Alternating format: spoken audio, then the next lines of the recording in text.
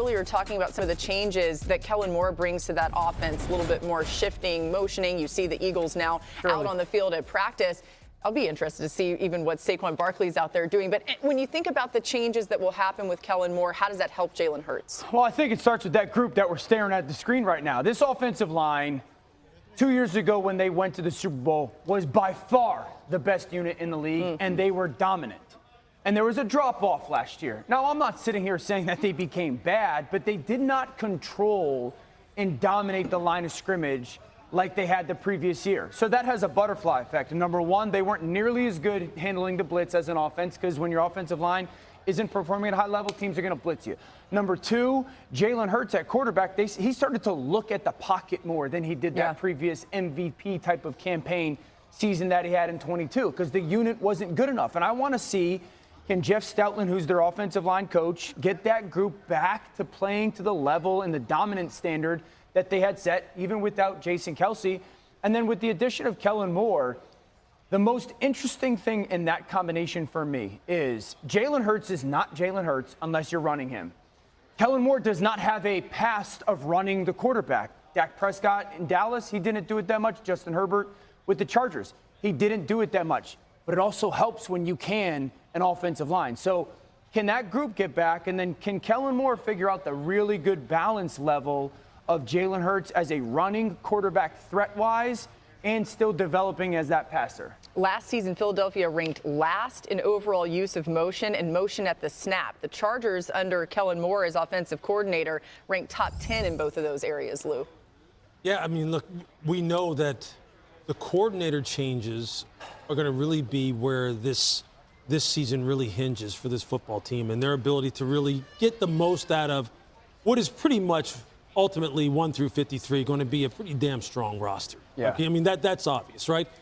But we saw last year, like, right, so when the changes were made offensively and defensively at the coordinator positions, you know, people were like, yeah, well, you know what, Brian Johnson's been here. He was a quarterback coach. We kind of understand it. It'll be okay. Jalen and him will kind of like pick right up. He'll just move into the coordinator position, and the wheels fell off. You can never, I think those relationships and those hires are so important. Look on the defensive side now with Vic Fangio. When Vic went to Miami last year, you thought this is a guy who's like one of the godfathers of defense. Right. He's one of the godfathers of the 3-4 in particular. It was just a bad fit down there. Again, we were there. We saw it. We could hear the tension. It just didn't work. And now he's coming up there. Like, he's expected to really turn around that side of the football in a way that, look, we know that all the attention always goes to the offense. This is the side of the ball I think that their season really hangs on. Yeah, I hear you there. Adam, I mean, the other big story here, obviously, is that they started the season 10-1 and then finished it 1-6. And the pressure was mounting on Sirianni, but he said, okay, I hear you. I'm going to clean house from the coordinator standpoint, start fresh here. How would you describe the situation that he's in as you see Jalen Hurts on the field here? I think he knows the pressure that's on there, but really, this team is so loaded that there's no reason it shouldn't win the NFC East. Now, we know what it's like in Philadelphia also. If you're not winning there, you're going to hear all the criticisms, all the speculation, and that's going to be the case here with Nick Sirianni. This was an organization, not Nick Sirianni, an organization that decided to make wholesale changes at the coordinator spots, right? To go with Vic Fangio on the defensive side of the football, to go with Kellen Moore. So if they fall short again this year and struggle in the second half or the season the way they did in the second half last year, when they start thinking about those changes, it's going to come back to the head coach. It just will if they're not performing. He knows that. He's smart enough. And this is a team that, as good as it is, it does have questions. As Sal said, no Jason Kelce. So can Cam Jurgens step in at center and get the job done? Can Tyler Steen step in at guard next to him and get the job done? They are loaded at the skill positions. They need Jalen Hurts to get back to where he was. They have new coordinators. It's a new look, a new feel, some new hopes, but there are going to be some old questions if it doesn't happen in Philly again. Yeah, they got to start well before that first Cowboys game, which I think is week 10. And I think their first 9 or so games, there's not, outside of 2 games that you sit there and go, those are going to be huge challenges. I think they play Green Bay week 1. In Brazil. Okay, but Atlanta should win. New Orleans should win. Tampa, that good game, but you would expect them to win. Cleveland, good game at the Giants, and then maybe Cincinnati, right? So other than that, You look at a favorable start to their schedule. Yeah. Louis, I wanted to talk about the defense that you kind of hinted at. Because, Shefty, you said loaded roster. I would agree with that offensively. There's a lot of talent on defense, but that is young, unproven talent. And we're talking about Jordan Davis, got to grow up. Jalen Carter, got to grow up. Nakobe Dean, got to grow up. Mitchell, their first-round draft pick out of Toledo, he's got to go. Cooper DeJean, is he going to have to be a guy that plays immediately for them? So while, that offense is really proven and loaded, this defense, while talented and hopeful, is unproven.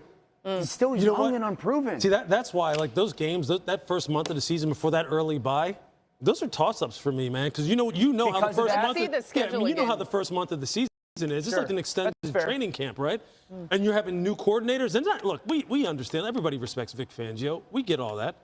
I would have assumed last year that when we went down to Miami, everything would just have been like a machine, like clockwork. Yeah. You went down, you were just kind of like, whoa, like something's kind of off on this side of the ball That's here. Fair. Although now he's at the spot that he wanted to be in the first place. But I'll tell you this. That Packers game, that's no gimme. No doubt. And I'll tell you this, if Kirk Cousins is able to hit the ground running in an offense that he already knows, he's like a coach on the field. The Falcons are going to have a amped-up defense. Raheem's going to have them ready to go. Going down to New Orleans is no cakewalk ever. You know what's interesting, Lou? Week 1, Shanahan tree offense. Week 2, Shanahan tree offense. Week 4, Liam Cohen, Shanahan tree offense. Week 6, Cleveland, Shanahan tree. So they're going to see and that's a very difficult offense schematically. Those first 4 games, this is that's interesting. It's an interesting time of year for them, especially considering the changes that we talked about. And on the defense, as you've already alluded to, a lot of new leadership on that side of the ball. You talk about the unproven part of the defense? Well, there's the guy, Saquon Barkley, who can help that defense. Sure. Because if he's running the ball and getting first downs and controlling the clock, that defense that's unproven, that you're worried about, Dan, is not going to be on the field quite as much, right? Saquon's doing his job, taking a handoff from a $51 million a year quarterback. And his job will never have been easier. I mean, Saquon has always been a guy that, all right, I got to go make 4 yards when there's only 1 yard. I'm getting hit in the backfield. He will get to the line of scrimmage or past the line of scrimmage without getting touched or having to do anything so much more this year than he's ever been able to. Yeah. 1, the offensive line. 2, the threat of Jalen as a runner, and holding defenders. I think Saquon has a unbelievably productive season. You see Jalen Hurts there. Dan, he was injured in the latter part of the season too, right? And there were many times he was trying to tough through it. You think about the rematch against the Chiefs, of course. That was a Super Bowl rematch last season. They ended up winning that game, which was a big win. Then, of course, they lost down the stretch. I think it's a big moment for Jalen. He's probably laser focused on proving that he's a lot better than what we saw last season. I think trust is a huge word for me when it comes to Jalen. Trust with the scheme that's getting called, trust with the protection that's in front of him, trust with a coach saying, hey, if this defender on the defense pressures us, we don't have an answer. You have to throw the ball there instead of trying to do too much. And I felt like as the season started to spiral last year, the trust that he had in his protection, the trust that he had in his plan started to get lesser and lesser as the week went on. 2 years ago, he was the most improved passer I'd ever seen in my life. And then last year, it's all of a sudden forcing the ball to A.J. Brown, then not getting the ball to A.J. Brown. It's easier said than done. I think Sal hit on something real important there, right? I mean, think about it. He said, 95% of this offense is new for him this year? That's right.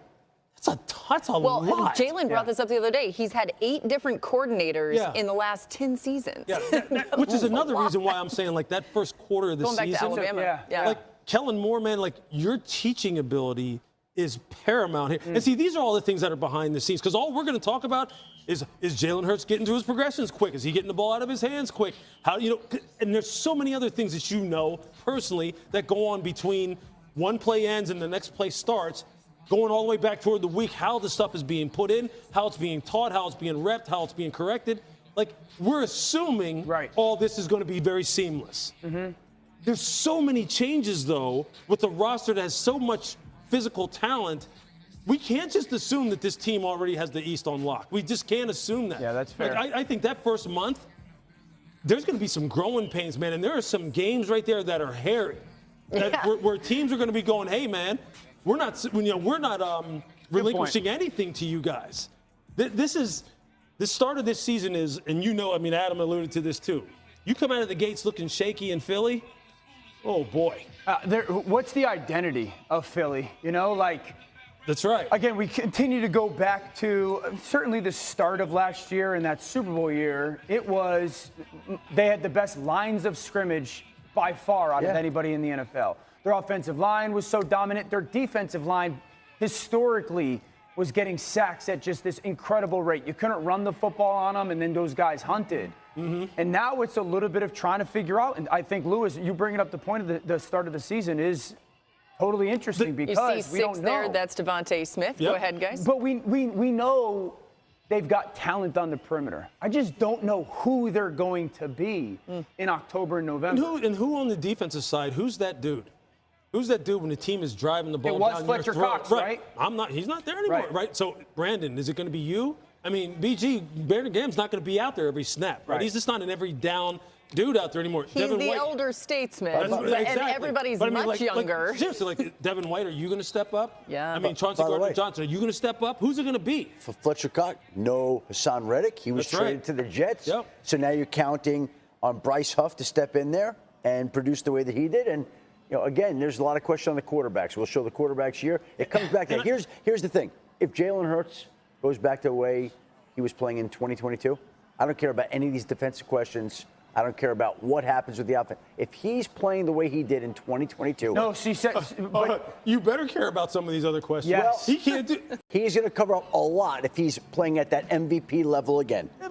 I mean, they're going to score a lot of points. You would assume as long as the offensive line communication is seamless and everyone stays up. You're right. I mean, look, we get it. I mean, you're right. But there are a lot. The leadership component right down the middle of this defense is okay. So remember, like in Dallas last year, Dak Prescott was playing at an MVP level. Yeah. Okay. But then when they went up against teams that were juggernauts that said, "Hey, look, your defense, by the way, Dak, you don't play defense. But we're going to attack this defense that has a glaring weakness, and there's nothing you can do about it." Mm-hmm. That's what I'm saying. Like, this whole team, like, this isn't just about Jalen Hurts having a great season and coming back. I mean, it's Super Bowl and win, right, for Philly. I mean, you know that. I mean, that's the expectation every year. Everything that's happening on that side of the ball, again, Philly, Jalen can have a great season. They don't win, that city's ticked off. Yeah. It's ticked off. I mean, and that's why I think overall, there's so many moving parts here. Yeah. I just hope they get them all on the right track. Adam didn't care about the defense, but I make him care. Because as great as this offense is, you got to understand the Sirianni philosophy is like, we want to throw to score, run to win. Well, like, if we looked at the flaw of this defense last year, because they couldn't rush the passer, because it wasn't all that different than Dallas. Yeah. Teams were like, hey, we're just going to run the football at you. And then they got tired and they got lazy and in their pass rushing situations, and they would create these lanes. I remember back to the Cowboy game where it was just like, hey, there was such a level of dysfunction from this defensive unit that this was the game that Dak was, the best player in football, so to speak. And this defensive line wasn't the dominant defensive line unit. Mm-hmm. Lewis hit on it. Like, Fletcher Cox isn't there. And that's why I'm so adamant. Dak Prescott's running wherever. Jalen Carter's, he's got to grow up. Yeah. Jordan Davis, it can't be this is a big, physical, talented young man. I totally get your point. I know what you're saying. Yeah. If Jalen is playing, if Hurts is playing at a real high level, It's they're going to win a lot of games. alleviate the pressure on everybody. But they're playing with a lead. They're unleashing their pass rush.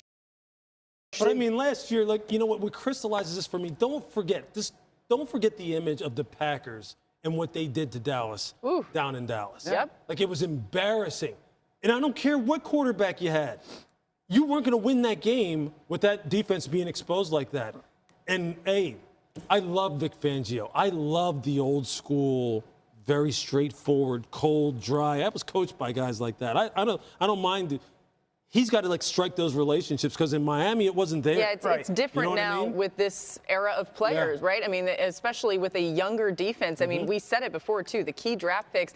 You got Quinyon Mitchell, who's going to be a rookie, and Cooper DeJean, really talented players, but that could be a lot for them early on, especially with who they'll see in quarterback. It's a huge stress, and you know this. In Vic Fangio's defense, if you don't stop the run, it's over. I don't care about their defense. Get Jalen Adam's Hurts back down on the 2022. defense. All right, we've already a little bit of room for improvement for Bryce Young as we're going to head out to Carolina practice in just moments. His rookie season was a struggle, right? Carolina 2-14 with him under center, and he was sacked 62 times. But the last three quarterbacks prior to Young all struggled as rookies and then showed improvement in year two. That's what they're hoping for, a new head coach in Dave Canales there in Carolina. Of course, they keep Ejiro Evero, somebody as a defensive coordinator that a lot of us think could have head coach potential down the road. We'll show you these videos here soon of Carolina practice as we head out there to see Bryce Young on the field. And there's so much that obviously needs to change for Bryce, Dan, but you see some of that potential if they could get back to doing things that he did well in college. And so much of it was just